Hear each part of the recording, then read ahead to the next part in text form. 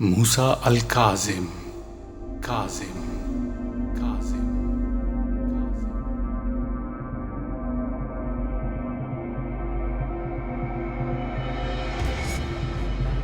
موسیٰ الکاظم حضرت امام جعفر صادق رضی اللہ تعالیٰ عنہ کے فرزند اور اہل تشیع کے 7ویں امام ہیں۔ آپ کا اسم مبارک موسیٰ، کنیت ابو الحسن اور لقب کاظم ہے، اسی لیے امام موسیٰ کاظم کے نام سے یاد کیے جاتے ہیں۔ آپ کے والد بزرگوار امام جعفر صادق، جن کا خاندانی سلسلہ امام حسین کے واسطے سے نبی اکرم صلی اللہ علیہ وآلہ وسلم تک پہنچتا ہے۔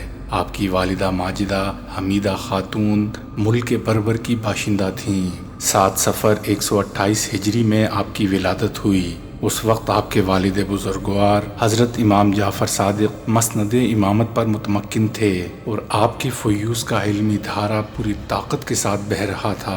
اگرچہ امام موسیٰ کاظم سے پہلے آپ کے 2 بڑے بھائی اسماعیل اور عبداللہ پیدا ہو چکے تھے، مگر آپ کی ولادت سے روحانی امانت جو اس سلسلے میں چلی آ رہی تھی، اس کے لائق اور حامل امام موسیٰ کاظم ہی تھے۔ آپ کی عمر اپنے والد حضرت امام جعفر صادق کے سایہ تربیت میں گزری۔ ایک طرف خدا کے دیے ہوئے فطری کمال کے جوہر اور دوسری طرف اس باپ کی تربیت جس نے پیغمبر اسلام صلی اللہ علیہ وآلہ وسلم کے بتائے ہوئے مکارم اخلاق کی بھولی ہوئی یاد کو ایسا تازہ کر دیا کہ انہیں ایک طرح سے اپنا بنا لیا اور جس کی بنا پر ملت جعفریہ نام ہو گیا۔ امام موسیٰ کاظم رحمۃ اللہ علیہ نے بچپن اور جوانی کا کافی حصہ اسی مقدس آغوش تعلیم میں گزارا، یہاں تک کہ تمام دنیا کے سامنے آپ کے کمالات و فضائل روشن ہو گئے اور امام جعفر صادق نے اپنا جانشین مقرر فرمایا۔ باوجود اس کے کہ آپ کے بڑے بھائی بھی موجود تھے، مگر خدا کی طرف کا منصب میراث کا ترکہ نہیں ہے بلکہ ذاتی کمال کو ڈھونڈتا ہے۔ سلسلہ معصومین علیہم السلام میں امام حسن مجتبیٰ کے بعد بجائے ان کی اولاد کے امام حسین بن علی کا امام ہونا اور اولاد امام جعفر صادق میں بجائے فرزند اکبر کے امام موسیٰ کاظم کی طرف امامت کا منتقل ہونا اس بات کا ثبوت ہے کہ معیار امامت میں نسبتی وراثت کو مد نظر نہیں رکھا گیا۔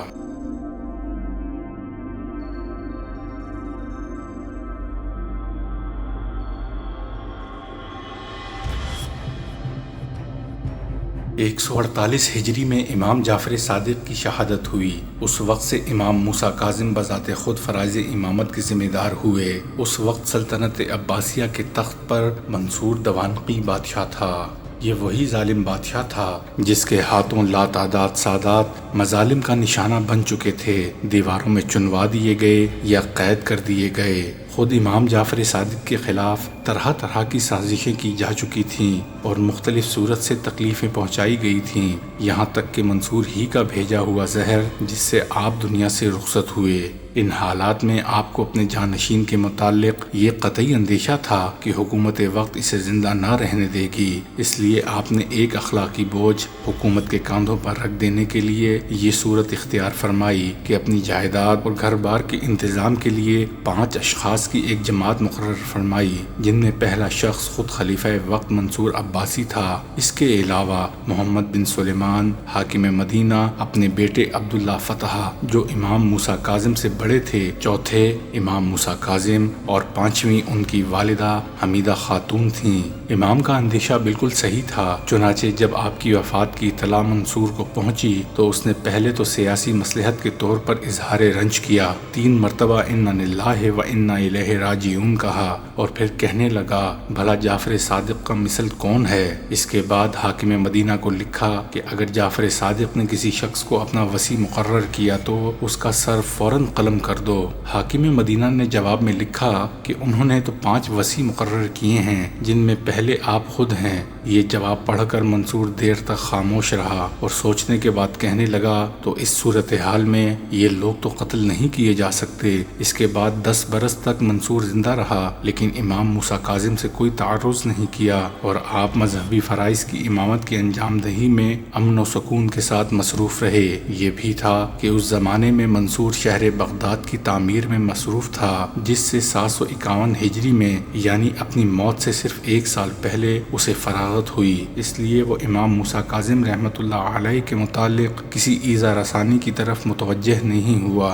751 ہجری کے آخر میں منصور دوانقی دنیا سے رخصت ہوا تو اس کا بیٹا مہدی تخت سلطنت پر بیٹھا۔ شروع میں تو اس نے بھی امام موسیٰ کاظم کی عزت و احترام کے خلاف کوئی برتاؤ نہیں کیا، مگر چند سال کے بعد پھر وہی بنی فاطمہ کی مخالفت کا جذبہ ابھرا، اور 461 ہجری میں جب وہ حج کے نام سے حجاز کی طرف آیا تو موسیٰ کاظم کو اپنے ساتھ مکہ سے بغداد لے گیا اور قید کر دیا۔ آپ 1 سال تک اس کی قید میں رہے، پھر اس کو اپنی غلطی کا احساس ہوا اور آپ کو مدینہ کی طرف واپسی کا موقع دیا گیا۔ مہدی کے بعد اس کا بھائی ہادی 921 ہجری میں تخت سلطنت پر بیٹھا اور صرف 1 سال 1 مہینے تک اس نے حکومت کی۔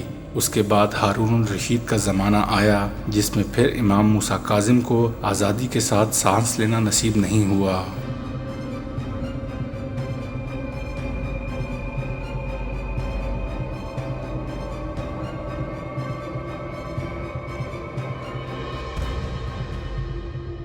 امام موسیٰ کاظم رحمۃ اللہ علیہ اپنی ذات میں ایک بحر بے کراں تھے اور جلالت فنی کے باوجود اور اپنا زیادہ تر وقت عبادت اور تبلیغ دین میں صرف کیا۔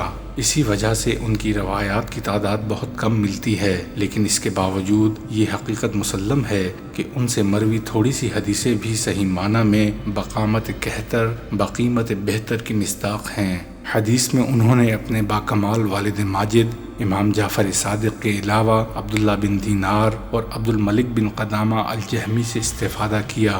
ممکن ہے ان کے حلقہ شیوخ میں کچھ اور ائمہ بھی شامل ہوں، لیکن طبقات اور تراجم میں ان کے صرف 3 ہی اساتذہ حدیث کا ذکر ملتا ہے۔ ان میں سے بھی ثانی الذکر سے امام کاظم کے تلمس کو حافظ ابن حجر نے مشتبہ قرار دیا ہے۔ چنانچہ وہ لکھتے ہیں اگر موسیٰ کاظم رحمۃ اللہ علیہ کا سن ولادت 128 ہجری مستند اور صحیح ہے تو پھر عبداللہ بن دینار سے ان کا حصول تلمس کا کوئی سوال نہیں، کیونکہ عبداللہ بن دینار کی وفات اس سے پہلے 127 ہجری میں ہو گئی تھی۔ خود ان کے دریائے فیض سے سیراب ہونے والوں میں ان کے 2 بھائی علی اور محمد اور صاحبزادگان ابراہیم، حسین، اسماعیل، علی رضی کے علاوہ صالح بن یزید اور محمد بن صدقۃ العنبری کے نام قابل ذکر ہیں۔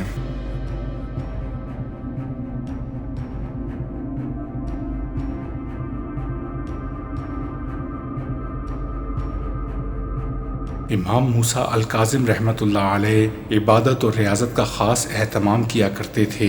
کثرت عبادت کا یہ عالم تھا کہ اپنے زمانے کے سب سے بڑے عالم شمار ہوتے تھے۔ حافظ ابن جوزی رحمۃ اللہ علیہ نے صفوۃ الصفوہ میں ان کا بہت نمایاں تذکرہ کیا ہے۔ علامہ ابن کثیر رقم طراز ہیں کانا کثیر العبادہ والمشارہ، حتیٰ کہ جب ہارون الرشید نے ان کو دیوار زندان کے پیچھے ڈال دیا تو بھی ان کے شب و روز کے معمولات میں کوئی فرق نہ آ سکا۔ چنانچہ قید خانے کی عینی شاہد نے ان کے دن و رات کے معمولات بیان کیے ہیں۔ عینی شاہد کے مطابق وہ عشاء کی نماز پڑھنے کے بعد برابر ذکر و فکر اور حمد و ثنا میں مشغول رہتے، یہاں تک کہ جب کافی رات گزر جاتی تو اٹھ کر نماز پڑھنا شروع کر دیتے اور صبح تک یہ سلسلہ جاری رہتا، اور پھر فجر کی نماز پڑھ کر طلوع آفتاب تک تھوڑا ذکر کرتے، پھر کافی دیر تک مراقبے میں بیٹھتے، پھر مسواک وغیرہ کرتے اور کھانا تناول فرماتے، پھر زوال سے قبل تک استراحت کرتے، پھر وضو کر کے نماز پڑھنا شروع کر دیتے اور عصر تک پڑھتے رہتے، پھر قبلہ رو ہو کر ذکر اللہ میں مصروف رہتے اور مغرب کی نماز تک یہ سلسلہ جاری رہتا۔ پھر نماز مغرب پڑھنے کے بعد عشاء تک مسلسل نوافل پڑھتے رہتے۔ ان کے معمولات کے مطالعے سے یہ حقیقت منکشف ہوتی ہے امام کاظم رحمۃ اللہ علیہ کثرت عبادت اور ریاضت کے ساتھ اپنی روح اور جسم کے حقوق سے بھی پوری طرح عہدہ برا ہوتے تھے۔ مذکورہ بالا بیان کی راویہ اخت سندی جو زندان میں امام صاحب رحمۃ اللہ علیہ کی خدمت پر معمور تھی، جب بھی ان کو دیکھتی تو کہتی کہ بڑے ہی بد نصیب اور ناکام لوگ ہیں وہ لوگ جو خدا کے ایسے صالح اور عبادت گزار بندے سے تعرض کرتے ہیں اور انہیں پریشان کرتے ہیں۔ حافظ ذہبی انہیں صالح، عابد، جواد، حلیم اور جلیل المرتبت لکھتے ہیں۔ جود و سخاوت، سیر چشمی اور فیاضی اہل بیت کرام کا ایک مشترک وصف اور خصوصی تمغہ امتیاز تھا۔ امام موسیٰ کاظم رحمۃ اللہ علیہ بھی اس وصف کا ایک اعلیٰ نمونہ تھے۔ خیر الدین زرکلی لکھتے ہیں کانا عہد کبار العلماء الجواد، وہ ان اکابر علماء میں سے تھے جو سخاوت کی صفت سے لبریز تھے۔ امام ذہبی رقم تراز ہیں، کانا موسیٰ اجود الحکمہ، موسیٰ کاظم بہترین حکماء میں سے تھے۔ ان کی داد و دہش اور سیر چشمی کے باکثرت واقعات خطیب کی تاریخ بغداد اور یعفی کی میرات الجنان میں منقول ہیں۔ امام موسیٰ کاظم رحمۃ اللہ علیہ کی بلندی شان کی ایک بیان دلیل یہ بھی ہے کہ بغداد کے زمانہ اسیری میں انہیں عالم رویا میں نبی اکرم صلی اللہ علیہ وآلہ وسلم کی زیارت نصیب ہوئی۔ آپ صلی اللہ علیہ وآلہ وسلم ان سے فرما رہے تھے، اے موسیٰ، یقیناً تم مظلوم ہو، میں تمہیں چند کلمات کی تلقین کرتا ہوں، اگر تم ان کا ورد کرو تو آج ہی شب قید سے رہا ہو جاؤ گے۔ وہ کلمات یہ ہیں، یا سامع کل صوت، یا سائق الفوت، یا کاسی العظام الحماؤ، من شرحا بعد الموت، اسالک باسمائک الحسنى وباسمائک العظم الکبر، والمخزون المكنون الذي لم يطلع عليه أحد من المخلوقين، يا حليما زانتا يا زع المعروف الذي لا ينقطع أبدا فرج عني۔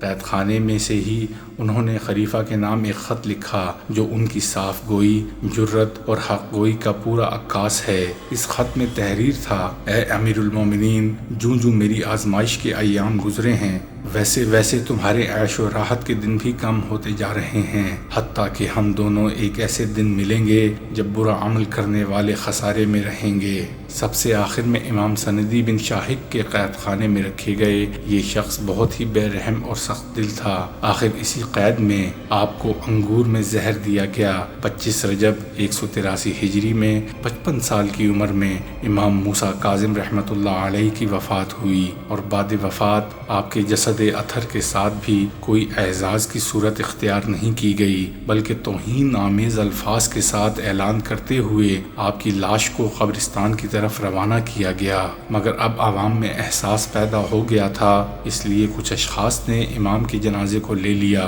عزت و احترام کے ساتھ بغداد سے باہر اس مقام پر جو اب کاظمین کے نام سے مشہور ہے دفن کیا گیا۔ 25 رجب 183 ہجری کو شمع فیروزہ گل ہو گئی۔ اکثر علماء کا خیال ہے کہ بغداد کے قید خانے میں ہی ان کی وفات ہوئی۔ بغداد میں آج بھی ان کا مزار مشہور آفاق اور مرجع انام ہے۔